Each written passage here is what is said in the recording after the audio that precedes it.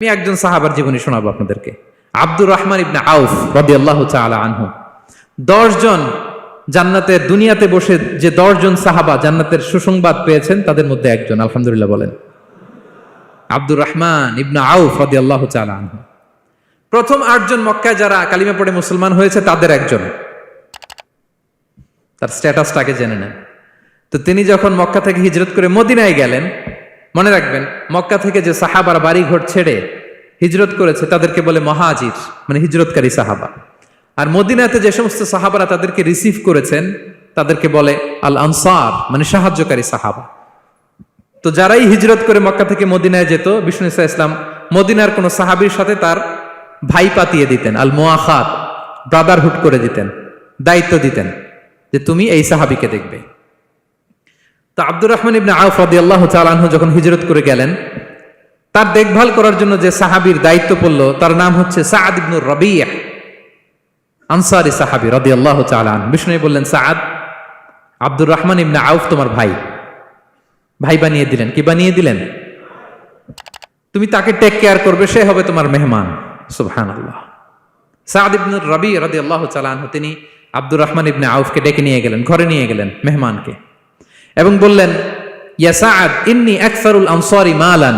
হে সাআদ, তুমি চিন্তা করো না, তুমি মনে করো না যে তোমার ভরণ পোষণ দিতে আমার কষ্ট হবে। আমি মদিনার সবচাইতে বড় বিজনেস ম্যাগনেট, সবচাইতে বড় বিজনেস ম্যাগনেট আমি। No tension, don't worry about it. Tension নিও না, আসো, তোমার জন্য আমার কি প্রপোজাল শোনো। ফাআকসিমু লাকা নিসফা মালি, আমার যত সম্পদ আছে আমি অর্ধেক তোমার দিয়ে দিব। সুবহানাল্লাহ। এত আসতে আপনার বাড়িতে কেউ মেহমান হলে করতে পারবেন এরকম? আল্লাহ, কেমন প্রেরণার বাতিঘর তারা। ফাআকসিমু নিসফা মালি, হে আব্দুর রহমান ইবনে আউফ, আমার অর্ধেক সম্পদ তোমারে দিয়ে দিব। এখানেই শেষ না, এরপর বলতে লাগলেন, আমার অনেকগুলো স্ত্রী আছে, তুমি কোথায় যে মেয়ে খুঁজবা, প্রস্তাব দিবা, এত ঝামেলার দরকার নাই। আমার কোন স্ত্রীকে তোমার ভালো লাগে বলো, তার যদি তোমাকে ভালো লাগে তাহলে প্রয়োজনে তাকে আমি ডিভোর্স দিয়ে দিব, তাকে নিয়ে তুমি সুখের সংসার করবা। আল্লাহু আকবার, আল্লাহু আকবার। অর্ধেক সম্পদ দিয়ে দিব, আমার একাধিক স্ত্রী আছে, কাউকে যদি তোমার পছন্দ হয় এবং সেও যদি তোমাকে পছন্দ করে প্রয়োজনে তাকে ডিভোর্স দিব। New life, new career, just go on. আমরা এই সুযোগ পেলে কি করতাম? সাথে সাথে অর্ধেক সম্পদ নিয়ে নিতাম, ঠিক কিনা? আব্দুর রহমান ইবনে আউফ প্রেরণার বাতিঘর। উনি কি করলেন?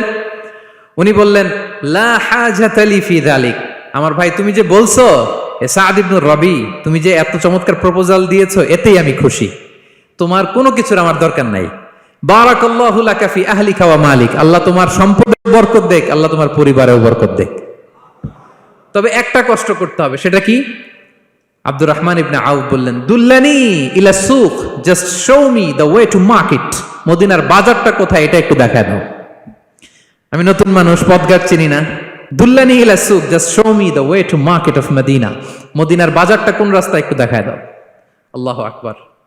সাআদ ইবনে রবি বললেন, এই তো মদিনার বাজার। উনি যে কিছু ঘি কিনলেন, পনির কিনলেন, কিনে বিক্রি করলেন, প্রফিট করলেন। ওই প্রফিট দিয়ে আরো বেশি করে কিনলেন, আবার বিক্রি করলেন, প্রফিট, আবার বিক্রি করলেন, প্রফিট। এই কেনা বেচা করতে করতে 1-2 মাসের মধ্যে উনি মদিনার one of the biggest business magnate হয়ে গেলেন। আল্লাহু আকবার। কি হাড় ভাঙ্গা পরিশ্রমই না তারা করেছেন। একেবারে রেডি ক্যারিয়ার ছিল, গেলাম সবচেয়ে বড় বিজনেসম্যানের অর্ধেক সম্পত্তি পেয়ে গেলাম। He didn't accept the ready career, rather he made his own path with his own Endeavour. নিজের চেষ্টায়, নিজের পরিশ্রমে, নিজের ঘাম ঝরিয়ে নিজের ক্যারিয়ার তৈরি করেছেন। চিল্লায় বলেন ঠিক কিনা?